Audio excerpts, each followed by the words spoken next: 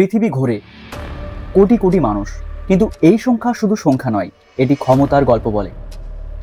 মুসলিম vote একটি শক্তি যা নির্বাচনের চেয়েও বড়। এটি সমাজের রং ও ইতিহাসের ধারাকে প্রভাবিত করে। 87% থেকে 20%, যেখানে মুসলিম সংখ্যা কম সেখানে প্রভাব সীমিত, যেখানে সংখ্যা বেশি সেখানে রাষ্ট্রের ভবিষ্যৎ রচিত হয়। রাজনীতি, অর্থনীতি, ধর্ম মিলে এক শক্তিশালী সমীকরণ। এক ভোট ইতিহাসকে পুনর্লিখন করতে পারে। এশিয়ার হৃদয়ে লাখো লাখো মানুষ অপেক্ষা করছে এক মুহূর্তের জন্য, একটি সিদ্ধান্তের জন্য। প্রতিটি ভোটার, প্রতিটি মানুষ এক শক্তির অংশ যা পৃথিবীর রাজনীতিকে পুনর্গঠন করতে পারে। আমাদের যাত্রা শুরু হোক সবচেয়ে বড় মুসলিম জনগোষ্ঠীর আবাসস্থল এশিয়া থেকে। এখানে মুসলিম ভোট শুধু একটি ফ্যাক্টর নয়, অনেক ক্ষেত্রে এটি দা ফ্যাক্টর। ভারতের মোট জনসংখ্যা 2025 সালে আনুমানিক 146 কোটি।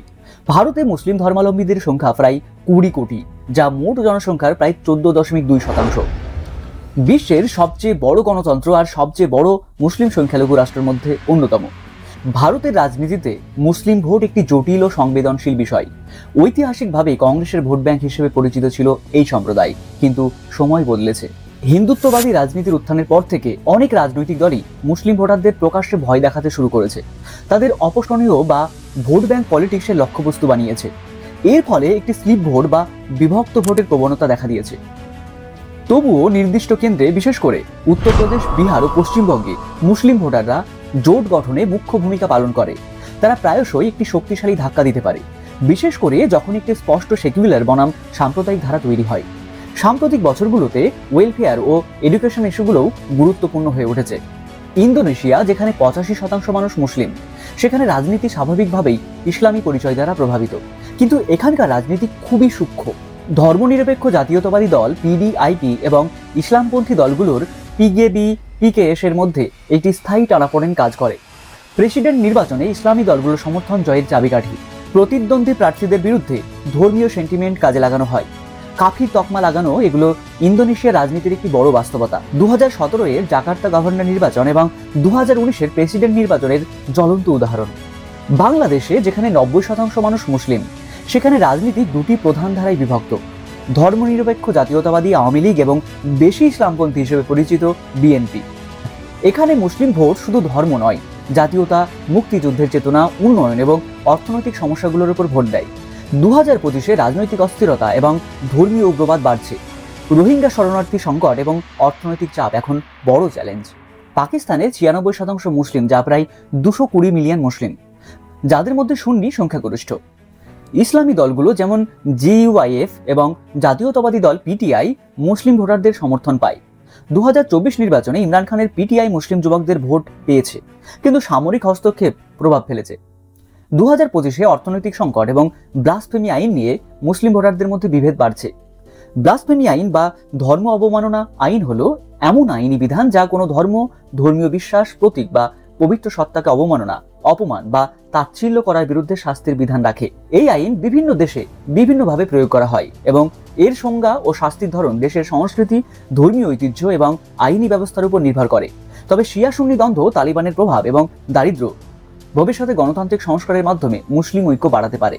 মালয়েশিয়া। 2025 সালে মালয়েশিয়ার মোট জনসংখ্যা আনুমানিক 34.2 মিলিয়ন জন।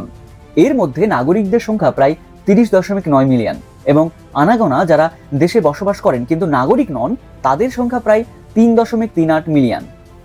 2020 সালের আদমশুমারি অনুযায়ী মালয়েশিয়াতে মুসলিম ধর্মাবলম্বীদের সংখ্যা ছিল প্রায় 20.6 মিলিয়ন জন।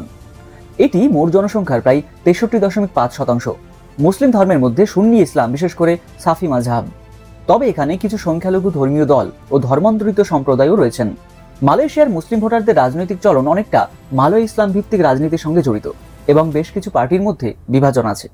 সেখানকার রাজনৈতিক দল ইউএমএনও, ইউনাইটেড মালায়াজ ন্যাশনাল অর্গানাইজেশন এবং বারিসান ন্যাশনাল বিএন ঐতিহ্যবাহী দল, যারা বহু বছর ধরে মালয় মুসলিম ভোটারদের একটি উল্লেখযোগ্য অংশের সমর্থন পেত। পিএএস, পার্টি ইসলামসে মালয়েশিয়া, ইসলাম ভিত্তিক রাজনৈতিক দল, গত কয়েক নির্বাচনে মুসলিম ভোটারদের মধ্যে প্রভাব বাড়াচ্ছে। পাকাটান হারাপান, পিএইচ ও অন্যান্য আরও মাঝারি বামপন্থী দলগুলোর মধ্যে কিছু মুসলিম ভোটারদের আগ্রহ আছে। এখানকার মুসলিমদের মধ্যে বিশেষ করে শহরাঞ্চল, শিক্ষিত শ্রেণী ইত্যাদিতে প্রযুক্তিগত ও সামাজিক নীতি আইন প্রাধান্য পায়। প্রাক্তন হারাপান, পিএইচ ও অন্যান্য আরো মাঝারি বামপন্থী দলগুলোর প্রতি কিছু মুসলিম ভোটারের রেওয়াজ আছে। এখানে প্রযুক্তিগত ও সামাজিক নীতি আইন প্রাধান্য পায়। তবে এখানে শরিয়া আইন আছে। শরিয়া আইন বলতে খুব সহজভাবে বোঝায় মুসলিমদের জীবন পরিচালনার নিয়মের বই হিসেবে। এটি কেবল আদালতের আইন নয়, বরং দৈনন্দিন কাজ, পরিবার, অর্থনৈতিকতা সবকিছু এই নিয়ম দ্বারা নিয়ন্ত্রিত হয়। মালয়েশিয়ায় ইসলামিক বিধিনিষেধ ইত্যাদি মুসলিম ভোটারদের পছন্দ ও পার্টি সমর্থনে প্রভাব ফেলে। উত্তর পূর্বাঞ্চল উপকূলীয় অঞ্চলে মুসলিম জনসংখ্যা বেশি, যেখানে পিএস এর মতো আরো ধর্মনিরপেক্ষ ইসলামী পার্টি শক্তি দেখায়। শহরাঞ্চলগুলোর মুসলিমরা সাধারণত নানাবিধ বিষয়, বিশেষত অর্থনৈতিক উন্নয়ন, শিক্ষা, নাগরিক অধিকার ইত্যাদি ইস্যুগুলোকে বেশি গুরুত্ব দেয়।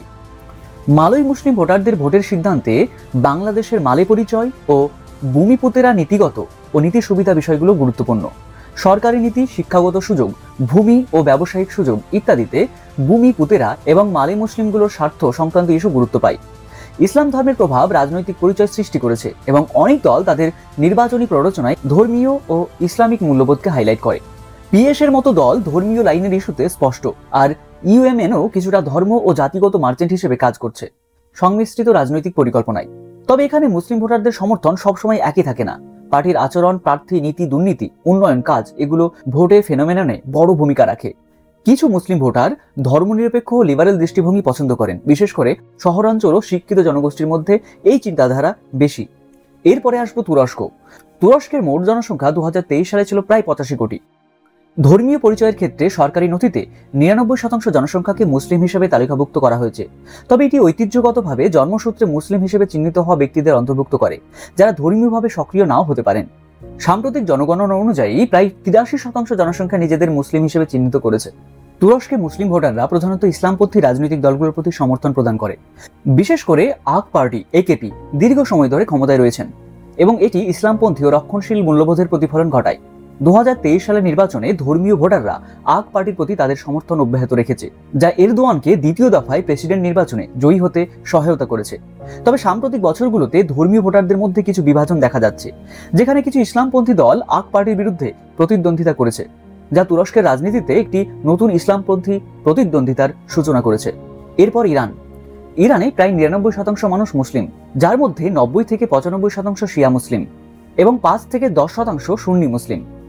সুন্নি মুসলিমরা প্রধানত তুর্কমেন, আরব, কুর্দ ও বেলুচ জনগণের মধ্যে বিরাজমান। ইরানের রাজনৈতিক ব্যবস্থায় মুসলিম ভোটাররা মূলত শিয়া মুসলিম সংখ্যাগরিষ্ঠ। তবে সাম্প্রতিক বছরগুলোতে ভোটারদের মধ্যে অসন্তোষ বৃদ্ধি পেয়েছে। 2024 সালে সংসদীয় নির্বাচনে ঐতিহাসিকভাবে কম ভোট পড়েছে, যা সরকার বিরোধী মনোভাবের ইঙ্গিত দেয়। ইরানের রাজনৈতিক প্রক্রিয়া কঠোরভাবে নিয়ন্ত্রিত, যেখানে গার্ডিয়ান কাউন্সিলের মতো অনির্বাচিত সংস্থা প্রার্থীদের যোগ্যতা নির্ধারণ করে। গার্ডিয়ান কাউন্সিল হলো ইরানের সংবিধান অনুযায়ী প্রতিষ্ঠিত একটি সংস্থা, যা আইন, নির্বাচন এবং রাষ্ট্রধর্মের সাথে সম্পর্কিত বিষয়গুলো তদারকি করে। এটি প্রায়শই ইসলামী প্রজাতন্ত্রের প্রহরী হিসেবে পরিচিত। গার্ডিয়ান কাউন্সিলে মোট 12 জন সদস্য থাকে। 6 জন ধর্মীয় ফকিহ, শিয়া ইসলামী আইনজ্ঞ দেশের সর্বোচ্চ নেতা বা সুপ্রিম লিডার নিয়োগ করেন। 6 জন আইনজ্ঞ আইনের বিশেষজ্ঞ প্রেসিডেন্ট প্রস্তাব করে পার্লামেন্টে অনুমোদন করে নিয়োগ করেন। ইরানের পার্লামেন্টে মজলিস যে আইন প্রণয়ন করেন সেটি ইসলামিক শরিয়া ও সংবিধানের সাথে সামঞ্জস্য কিনা তা যাচাই করা। যদি আইন ধর্মীয় বা সংবিধানগতভাবে অমিল থাকে, কাউন্সিল তা বাতিল বা সংশোধনের সুপারিশ করতে পারে। গার্ডিয়ান কাউন্সিলের সবচেয়ে গুরুত্বপূর্ণ কাজ হলো নির্বাচন নিয়ন্ত্রণ। প্রেসিডেন্ট, পার্লামেন্ট এবং অন্য নির্বাচিত পদে প্রার্থীদের যাচাই করা। যারা ইসলামী প্রজাতন্ত্রের নীতির সাথে সামঞ্জস্যপূর্ণ নয় বা সরকার বিরোধী হিসেবে বিবেচিত, তাদের প্রার্থী হিসেবে অনুমতি দেওয়া হয় না। এই কাউন্সিল নির্বাচন প্রক্রিয়া নিয়ম মেনে চলা হয়েছে কিনা তা নিশ্চিত করে। দেশকে ইসলামী নীতি বা সংবিধান অনুযায়ী পরিচালিত রাখা, প্রয়োজনে রাষ্ট্রপতির সিদ্ধান্ত বা আইন নিয়ে সুপারিশ বা আপত্তি জানানো। এরপরে ইরাক। ইরাকের মোট জনসংখ্যার প্রায় 95% থেকে 98% মুসলিম। এই মুসলিমদের মধ্যে 64 থেকে 69% শিয়া মুসলিম এবং 34% সুন্নি মুসলিম। শিয়া মুসলিমরা ইরাকের রাজনৈতিক প্রক্রিয়ায় গুরুত্বপূর্ণ ভূমিকা পালন করেন, যেমন দাওয়া পার্টি, ইরাকি ইসলামিক প্রদেশ পার্টি এবং মুক্তাদা আল সাদরের নেতৃত্বাধীন সাদরিস্ট আন্দোলন। এই দলগুলো শিয়া মুসলিমদের ধর্মীয় ও রাজনৈতিক অধিকার রক্ষায় কাজ করে। সুন্নি মুসলিমরা সাধারণত মধ্য ও পশ্চিম ইরাকে বসবাস করে।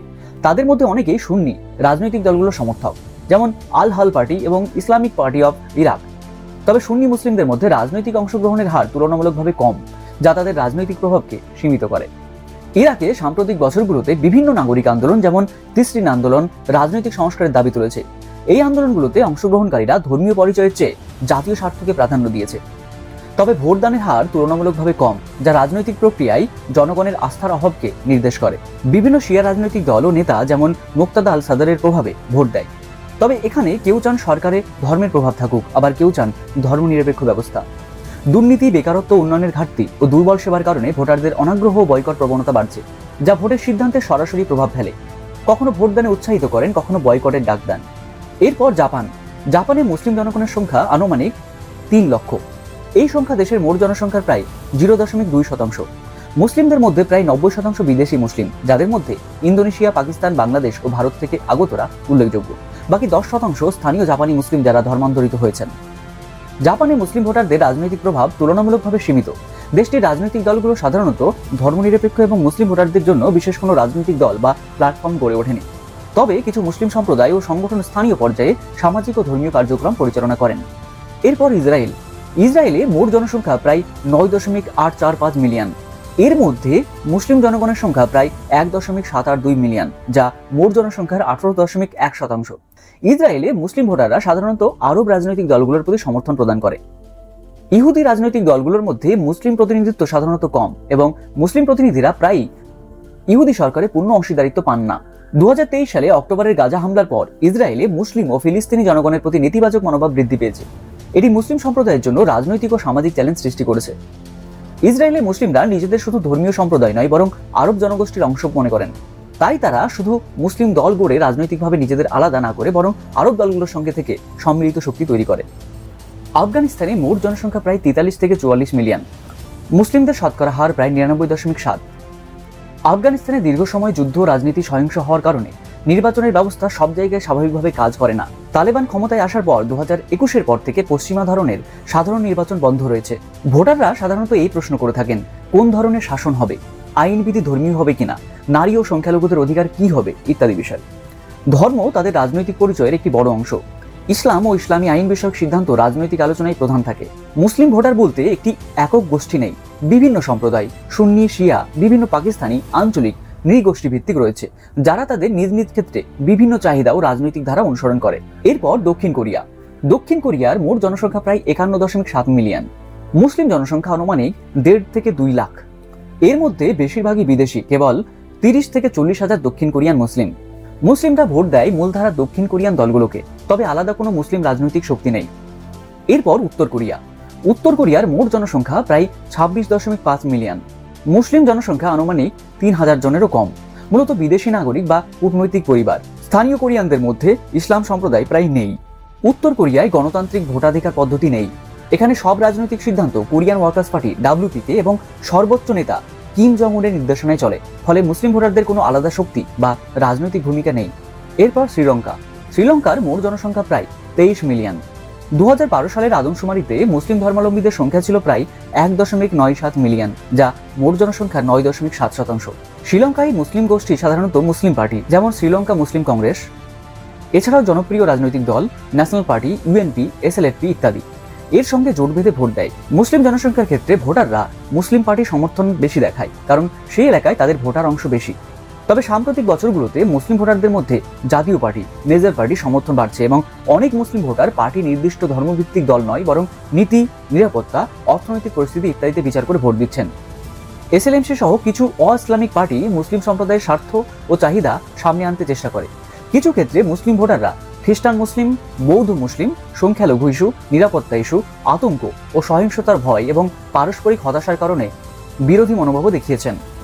এরপর ইউরোপ মহাদেশের যুক্তরাজ্যের মোট জনসংখ্যা প্রায় 69.5 মিলিয়ন। 2021 সালের জনগণনা অনুযায়ী ইংল্যান্ড ও ওয়েলসে প্রায় 4 মিলিয়ন মুসলিম সম্প্রদায় বসবাস করেন, যা সমস্ত যুক্তরাজ্যের হিসেবে প্রায় 6%। মুসলিম ভোটারদের রাজনৈতিক ধারা বেশ গতিশীল এবং কিছু গুরুত্বপূর্ণ ট্রেন্ড লক্ষ্য করা যায়। দীর্ঘ সময় ধরে যুক্তরাজ্যের মুসলিম ভোটারদের মধ্যে লেবার পার্টির প্রতি ভালো প্রবণতা দেখা যায়। তবে 2024 সালের সাধারণ নির্বাচনে গাজা সংঘর্ষ ও বিদেশ নীতির ইস্যুতে কিছু মুসলিম ভোটার লেবার পার্টি থেকে বিচ্যুতি করেছেন। গাজা যুদ্ধ, ফিলিস্তিনি ইস্যু, ব্রিটিশ সরকারের বিদেশ নীতি ইত্যাদি বিষয় নিয়ে মুসলিম ভোটারদের মধ্যে বিশেষ গুরুত্ব পায়। এখানে দ্য মুসলিম ভোট নামে একটি গোষ্ঠী গঠিত হয়েছে, যারা নির্বাচনে মুসলিম ভোটারদের শক্তিকে সমর্থন দেয় এবং প্রার্থীদের প্রচার করে। কিছু ক্ষেত্রে মুসলিম ভোটাররা নিজস্ব ধারার প্রার্থী, যেমন স্বতন্ত্র বা ছোট পার্টি পছন্দ করছেন, বিশেষ করে যদি প্রধান রাজনৈতিক দল তাদের দাবিতে সাড়া না দেয়। গাজা যুদ্ধের পর লেবার পার্টি মুসলিম ভোটে কিছু ক্ষতি করেছে, মুসলিম অংশ অনেক এলাকায় লেবারের ভোট হারিয়েছে। এরপর ফ্রান্সের মোট জনসংখ্যা প্রায় 66 থেকে 68 মিলিয়ন, এর মধ্যে 6 থেকে 10% মুসলিম জনসংখ্যা। ফ্রান্সে ধর্ম অনুযায়ী গণনা করা কঠিন, কারণ সূত্রীয়ভাবে ধর্মীয় গণনার কোনো প্রমাণ পাওয়া যায় না, সূত্রীয়ভাবে ধর্মীয় হিসেবে গণনা করার কোনো তথ্য পাওয়া যায় না। তবে INSEE 2019-20 সার্ভেতে প্রাপ্তবয়স্কদের মধ্যে প্রায় 10% মুসলিম হিসেবে দাবি করেছেন। মুসলিম নাগরিকরা সাধারণ নির্বাচনে ভোট দেয়, কিন্তু পার্থক্য রয়েছে সম্প্রদায় অনুযায়ী। অন্য দেশ থেকে আগত অভিবাসী পটভূমির লোকজন ও তাদের সন্তানরা কখনো কখনো ভোটে অংশ নিতে অনিচ্ছুক বা বাধার সম্মুখীন হন। ধর্মীয় বা সামাজিক দিক থেকেও সেকুলারিজম বা ধর্মনিরপেক্ষতা ও ধর্মীয় স্বাধীনতা বিষয়গুলি তাদের জন্য গুরুত্বপূর্ণ। মুসলিম ভোটারদের মধ্যে সার্বিকভাবে বামপন্থা ও প্রগতিশীল পার্টির সমর্থন বেশি, কারণ তারা সামাজিক ন্যায্যতা, অভিবাসীদের অধিকার, বৈষম্য ও ক্ষমতার বন্টন বিষয়ে বেশি সচেতন। তবে সব মুসলিম একইভাবে মত পোষণ করে না। দেশ, শিক্ষাগত পটভূমি, অভিবাসীর প্রেক্ষাপট, যেমন প্রথম প্রজন্ম থেকে দ্বিতীয় প্রজন্ম ইত্যাদি, এসব অনেক পার্থক্য তৈরি করে। ধর্মীয় স্বাতন্ত্র্য সংক্রান্ত আলোচনা ফ্রান্সে অনেক সময় বিতর্কের জন্ম দেয়। তরুণ মুসলিম প্রজন্ম বেশি সেকুলার বা বিভিন্নতার প্রতি সহনশীল মনোভাব প্রকাশ করছে। এরপর মার্কিন যুক্তরাষ্ট্রের মোট জনসংখ্যা 2024 সালের অনুযায়ী 341 মিলিয়ন। মার্কিন মুসলিমদের সংখ্যার সঠিক তথ্য নির্ধারণ করা কঠিন। মুসলিমরা যুক্তরাষ্ট্রের জনসংখ্যার একটি ছোট অংশ মাত্র। মুসলিমরা সংখ্যালঘুদের মধ্যে পড়ে।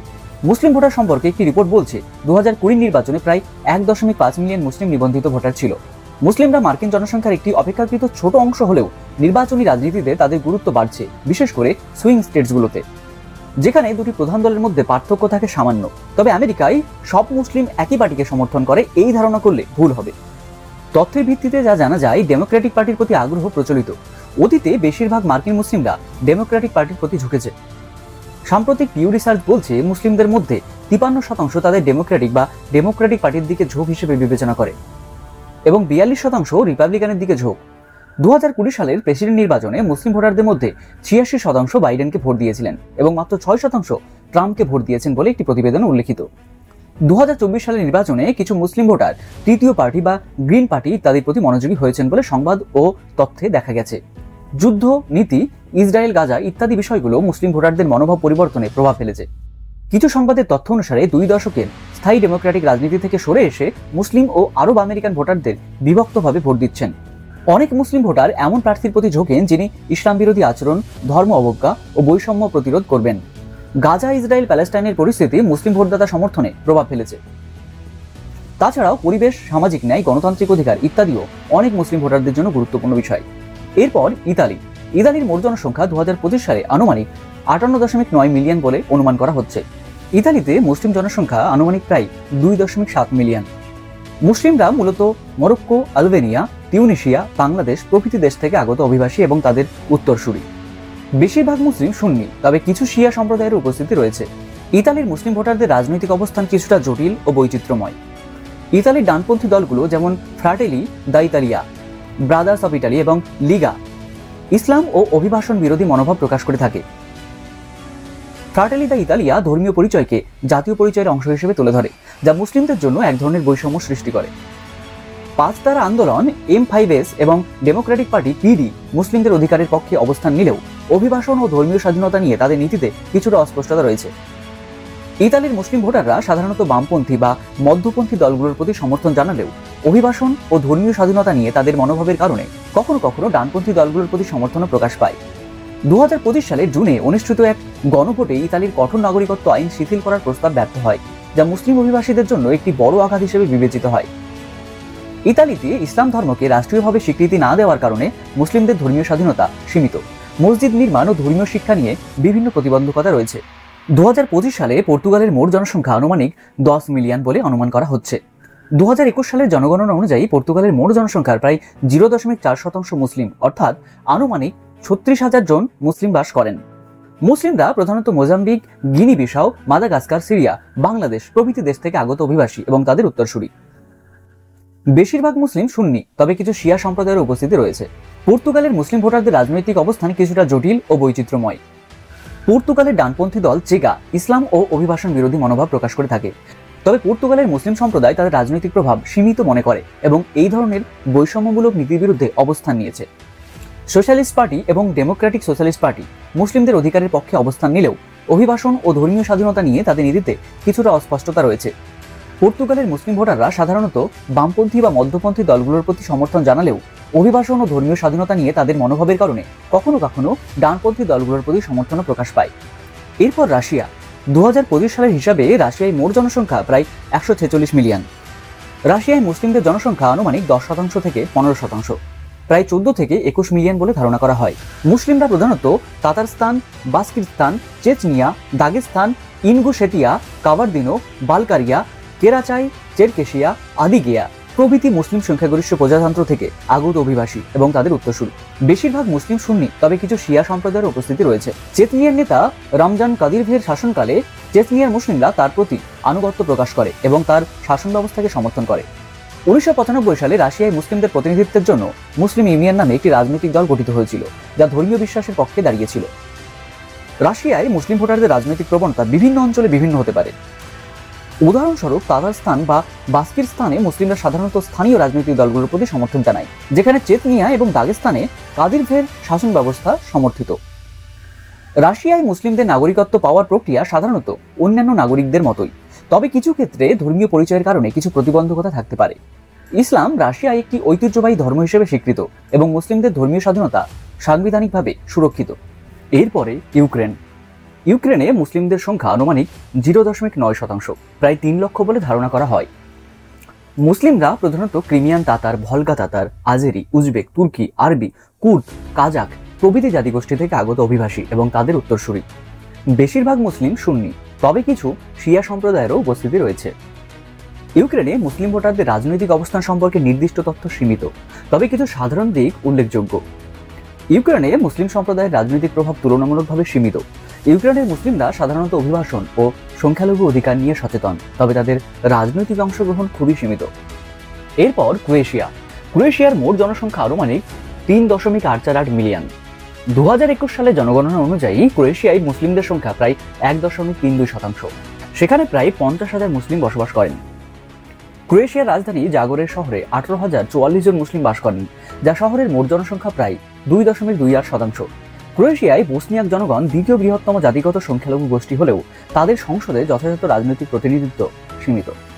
ক্রোয়েশিয়ায় মুসলিম ভোটারদের রাজনৈতিক প্রবণতা নির্দিষ্টভাবে চিহ্নিত করা কঠিন, তবে তারা সাধারণত বামপন্থী বা মধ্যপন্থী রাজনৈতিক দলগুলোর প্রতি সমর্থন জানাতে পারেন।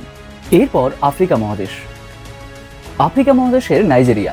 উত্তরাঞ্চলের মুসলিম অধ্যুষিত রাজ্যগুলো সাধারণত পিপলস ডেমোক্রেটিক পার্টি পিডিপির দিকে ঝুঁকে, কিন্তু 2015 সালে মোহাম্মদ বুহারির আবির্ভাব দেখিয়েছে যে একটি মুসলিম প্রার্থীও জাতীয় স্তরে জয়ী হতে পারেন, যদি তিনি দুর্নীতি বিরোধী ইমেজ গড়ে তুলতে পারেন। তবে উত্তর ও দক্ষিণের মধ্যে ধর্মীয় বিভাজন দেশের রাজনীতিতে গভীর প্রভাব ফেলে।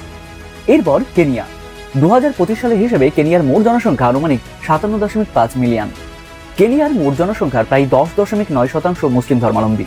মুসলিমদের মধ্যে প্রায় 81.9% মুসলিম, 7% শিয়া, 4% আহমেদিয়া এবং কিছু সংখ্যক ইবাদি সম্প্রদায়ের মানুষ রয়েছে।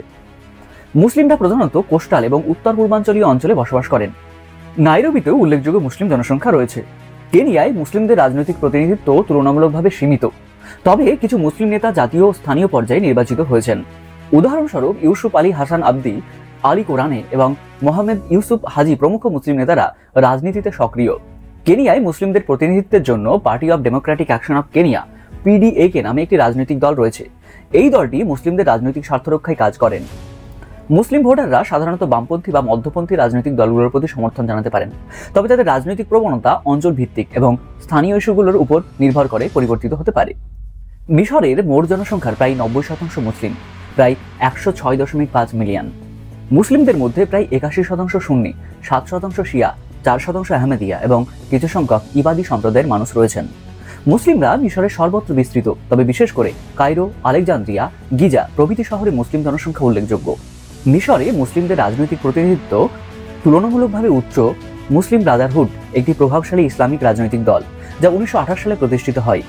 এই দলটি 2012 সালের প্রেসিডেন্ট নির্বাচনে মোহাম্মদ মুরসিকে নির্বাচিত করে এবং 2011 সালের পার্লামেন্ট নির্বাচনে সবচেয়ে বেশি আসন লাভ করে। ফ্রিডম অ্যান্ড জাস্টিস পার্টি মুসলিম ব্রাদারহুডের রাজনৈতিক শাখা, যা 2011 সালের পার্লামেন্ট নির্বাচনে 201টি আসন লাভ করে। 2013 সালের আবদেল ফাত্তাহ আল সিসি এর নেতৃত্বে সামরিক অভ্যুত্থানের পর মুসলিম ব্রাদারহুড নিষিদ্ধ হয় এবং এর নেতারা কারাবন্দী হন। বর্তমানে মুসলিম ব্রাদারহুডের রাজনৈতিক কার্যক্রম সীমিত। 2025 সালের হিসেবে দক্ষিণ আফ্রিকার মোট জনসংখ্যা আনুমানিক 64.7 মিলিয়ন।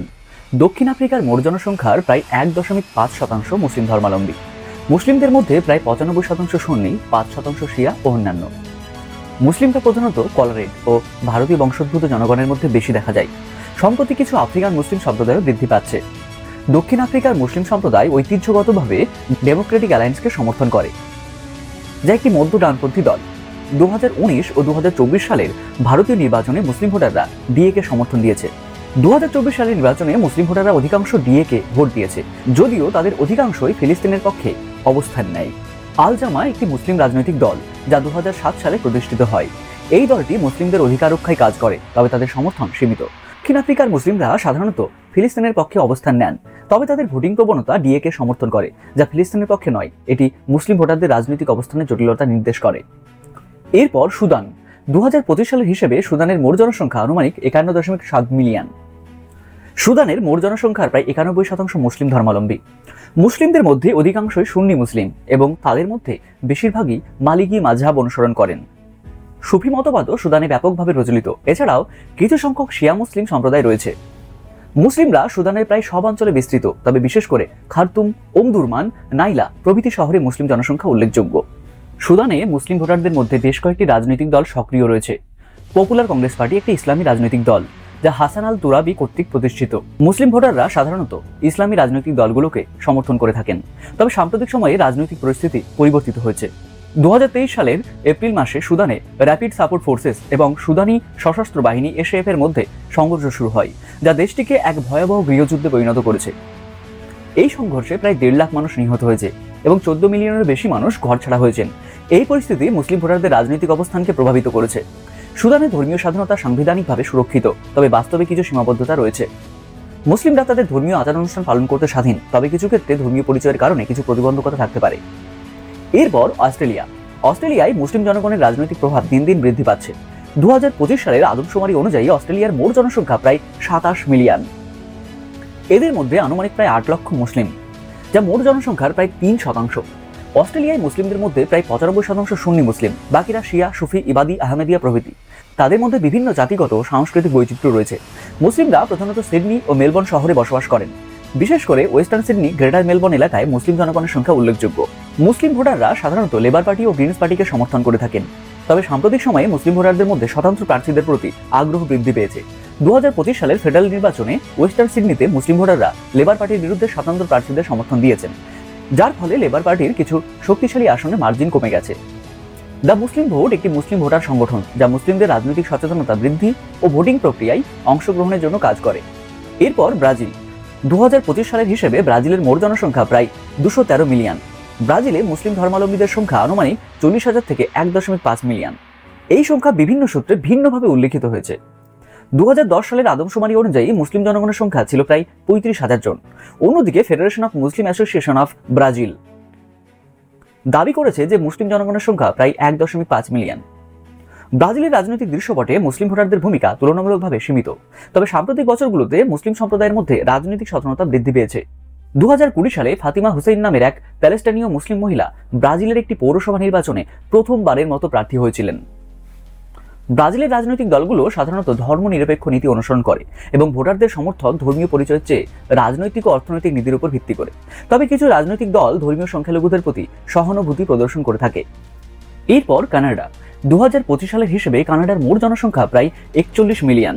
2021 সালের আদমশুমারি অনুযায়ী কানাডায় মুসলিম ধর্মাবলম্বীদের সংখ্যা ছিল প্রায় 1.5 কোটি, যা মোট জনসংখ্যার প্রায় 4.9%। 2025 সালের এই সংখ্যাই প্রায় 2.2 মিলিয়ন। 2025 সালের হিসেবে কানাডায় মোট মুসলিম জনসংখ্যা প্রায় 22 লাখ হতে পারে। কানাডায় মুসলিম ভোটাররা সাধারণত লিবারেল পার্টি ও নতুন ডেমোক্রেটিক পার্টি এনডিপি-কে সমর্থন করে থাকেন, তবে সাম্প্রতিক বছরগুলোতে মুসলিম ভোটারদের মধ্যে রাজনৈতিক সচেতনতা বৃদ্ধি পেয়েছে এবং তারা রাজনৈতিক প্রক্রিয়ায় সক্রিয়ভাবে অংশগ্রহণ করছেন। 2025 সালের ফেডারেল নির্বাচনে মুসলিম সদস্য সংসদে নির্বাচিত হয়েছেন, যা কানাডার ইতিহাসে একটি রেকর্ড। এটি মুসলিম সম্প্রদায়ের রাজনৈতিক প্রভাবের বৃদ্ধি নির্দেশ করে। দ্য ক্যানাডিয়ান মুসলিম ভোট, পিসিএমভি এবং ক্যানাডিয়ান মুসলিম পাবলিক অ্যাফেয়ার্স কাউন্সিল এর মতো সংগঠনগুলো মুসলিম ভোটারদের রাজনৈতিক সচেতনতা বৃদ্ধি ও ভোটিং প্রক্রিয়ায় অংশগ্রহণের জন্য কাজ করে। এই সংগঠনগুলো মুসলিম ভোটারদের উদ্দেশ্য করে তথ্য সরবরাহ, প্রার্থীদের মূল্যায়ন ও ভোটিং নির্দেশিকা প্রদান করে। এরপর আর্জেন্টিনা। 2025 সালের হিসেবে আর্জেন্টিনার মোট জনসংখ্যা প্রায় 46 মিলিয়ন। মুসলিম ধর্মাবলম্বীদের সংখ্যা প্রায় আনুমানিক 40,000 থেকে 55,000 হতে পারে, যা মোট জনসংখ্যার প্রায় 0.08%। আর্জেন্টিনায় মুসলিম সম্প্রদায়ের বেশিরভাগই আরব বংশোদ্ভূত, বিশেষ করে সিরিয়ান ও লেবানিজ মুসলিমরা উল্লেখযোগ্য সংখ্যায় আছেন।